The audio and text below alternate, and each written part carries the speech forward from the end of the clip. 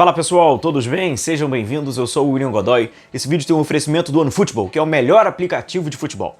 Baixe já o OneFootball para você, amigo rubro-negro, ter tudo aí na palma da sua mão e ficar por dentro do futebol, né? Seja no futebol brasileiro, com a Série A e com a Série B, você pode assistir os melhores momentos de cada partida do Brasileirão, ou até mesmo no futebol europeu, Champions League, Bundesliga, né? O campeonato alemão gratuito. Você pode acompanhar a campanha de mais um título do Bayern de Munique através do aplicativo e o melhor de tudo, é gratuito. Então baixe já, o link está na descrição desse vídeo e tenha na palma da sua mão o melhor aplicativo de futebol.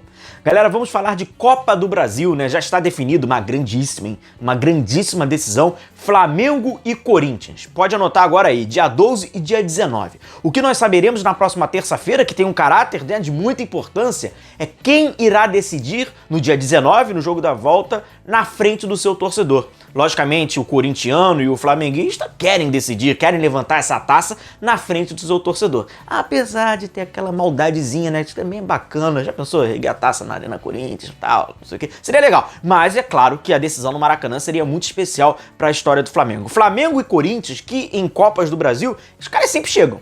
É a 8ª vez que o Flamengo chega a uma decisão de Copa do Brasil e é a 7ª vez que o Corinthians chega numa decisão de Copa do Brasil. Curiosamente, eles chegam muito, mas nunca se enfrentaram numa decisão. Então, sem dúvida nenhuma, na história desses dois clubes, é a maior decisão que, né, um encara o outro. Teve uma decisão lá atrás, foi uma Supercopa, né, que era o vencedor do Campeonato Brasileiro, o Corinthians, com o vencedor da Copa do Brasil, o Flamengo, na ocasião deu o Corinthians, 1-0 Corinthians e tal, mas com esse peso, com essa importância, é a primeira decisão, o primeiro confronto entre eles, um jogaço, certamente, dois grandes jogos. Flamengo e Corinthians, que o confronto, né, o retrospecto está sendo ótimo pro Flamengo, retrospecto rubro-negro ótimo. Nós vamos relembrar algumas situações que aconteceram no jogo e principalmente como o Corinthians chega nessa decisão, como ele vence o Fluminense por 3-0, que pode acontecer, vocês vão entender, porque inclusive eu vou trazer uma fala do Vitor Pereira, técnico do Corinthians, porque ele pode repetir na decisão, se repetir como, então vai ser bem bacana. Deixa o seu like, se inscreva no canal, muito obrigado pela força, pelo apoio de vocês, a inscrição tá aqui nesse cantinho,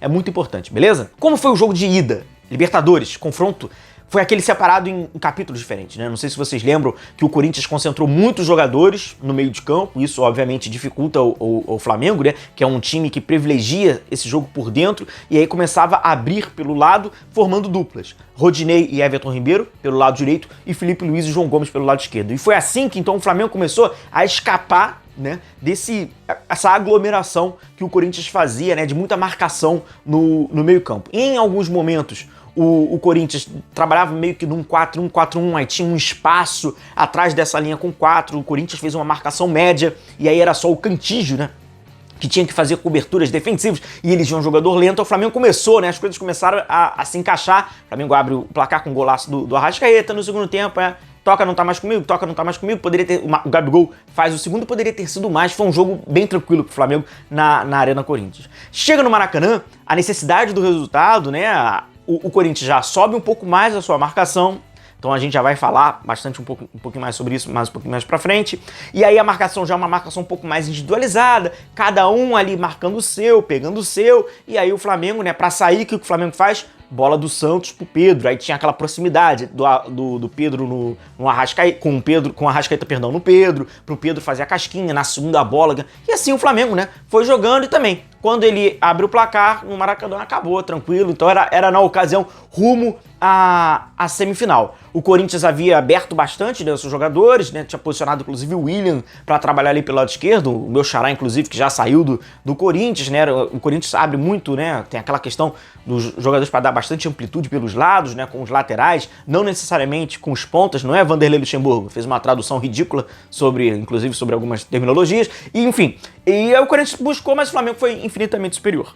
O que acontece é o seguinte, num evento desse de futebol, o Vitor Pereira, ele fez uma autoavaliação sobre o seu trabalho, né, e ele fala uma questão tática interessante, inclusive que a gente viu no jogo de ontem contra o Fluminense. Então vamos entrar aqui, abre aspas.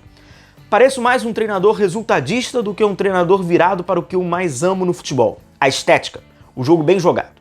No Brasil não consegui. Não consegui porque tenho um calendário absurdo, um elenco que não é jovem e não tem capacidade de responder de 3 em 3 dias. Aparecem lesões que eu não estava habituado, com viagens atrás de viagens, que nos obriga a não ter quase oportunidade de treinar. E eu gosto muito de treino, adoro treino. só consigo mudar comportamentos e jogar o jogo que gosto de pressing, pressão total, pressing o tempo inteiro, só consigo fazer isso se treinar, se minha equipe estiver recuperada.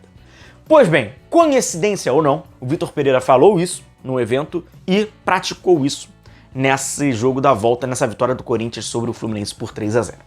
O que mais gerou desconforto ao Fluminense, na ocasião, foi o Corinthians apertá-lo. Coincidentemente, aquilo que o Fluminense mais gosta que os adversários façam. Vem aqui roubar a bola em atrás. Então, mérito total do Corinthians por ter conseguido fazer isso contra o Fluminense. O Fluminense é verdade que perdeu o André, não tinha o André, o Nonato nem tá mais no Fluminense, isso é fator, né, que dificulta bastante, mas de qualquer forma, o antídoto do Corinthians foi fazer o que o Fluminense gosta. Então eu vou lá pressionar. E como o Corinthians fez isso? Como vocês observam, inclusive no gol que sai do Renato Augusto, é uma pressão que o Corinthians faz, o Fábio tem que dar o chutão, o Fluminense perde a primeira bola, que é a disputa de cabeça, perde a segunda bola, que sobra pro Roger Guedes, encontra o Renato Augusto, que é com categoria, ele chuta muito bem daquela média distância ali, só não achou contra a Bélgica, né? Contra a Bélgica ele não acertou o chute, mas foi lá, colocou no cantinho do Fábio. A partir dali, ficou muito difícil pro Fluminense abrir 1-0 nesse 3-0. E o que acontece? Tem uma característica desse pressing que o Vitor Pereira gosta, que ele usava inclusive lá no Xangai, no futebol chinês, que a gente, quando fazia essa análise, né, sobre alguns treinadores, que é pressionar o portador da bola e os outros jogadores, aquelas ajudas mútuas, pressionarem as possibilidades de passe. Então, com esse encaixe individualizado, fica todo mundo marcado. E o que acabou gerando para esse time do Fluminense? O Fluminense, todo mundo sabe que é um time que gosta de jogar todo mundo muito próximo. O que aconteceu? O que gerou com isso? Todo mundo ficou próximo? Então ficou literalmente todo mundo próximo. Os jogadores do Fluminense, eles atraíram ainda mais os jogadores do Corinthians. Então, numa cadeia, como vocês podem observar, tinha 10 jogadores próximo à meia-lua, próximo à área do Fluminense. Isso foi ótimo pro Corinthians, ele conseguia recuperar a bola, conseguia forçar, o Fluminense não conseguia sair jogando com aquela qualidade, facilidade que eles têm, e com isso o Corinthians tem no total 19 desarmes no campo ofensivo. É um número muito, muito, muito alto. Então, deu muito certo. O que a gente pode pegar para esse jogo contra o Flamengo? O Flamengo não tem essa saída próxima. Inclusive, nem o ponto forte do Flamengo não é nem a saída de bola. Então, o Flamengo já tem até uma saída um pouco mais, né, um pouco mais espalhada, um pouco mais separada. Isso até pode facilitar, dependendo de qual vai ser o circuito. Porque aí você não concentra tantos jogadores do Corinthians numa mesma faixa. Se o Corinthians tiver essa audácia de igualar numericamente, fazer esse pressing forte, né, tentar forçar o erro do Flamengo, o Flamengo certamente vai acionar o plano B, que você, todo mundo sabe. Joga no Pedro, vai ter igualdade numérica lá na frente, e aí o Pedro, né, porventura, consegue fazer uma retenção, consegue fazer um domínio, consegue jogar pro Arrascaeta, vai ser importante. Caso o Dorival queira mudar, assim como eu, você também já sabe que o Flamengo tem, né, aquela saída um pouco mais sustentada que utiliza também o Everton Ribeiro. Fato que vai ser mó barato a gente tentar entender e ver quais serão as estratégias desses treinadores na saída de bola e na pressão da saída de bola, que pautou essa classificação do Corinthians, que, olha, tem uma grandíssima chance, sobretudo jogando em casa, de querer repetir esse modelo, querer repetir esse método. Agora, para isso, como o próprio Vitor Pereira disse no evento, os jogadores precisam estar bem fisicamente, recuperados, porque não dá pra fazer de qualquer jeito, né? Então, um jogaço, cara. É Flamengo e Corinthians, é decisão de Copa do Brasil. Um forte abraço a todos vocês, continue se cuidando, a gente vai se vendo por aqui. Olha o like, hein? Valeu, um abraço. Tchau, tchau.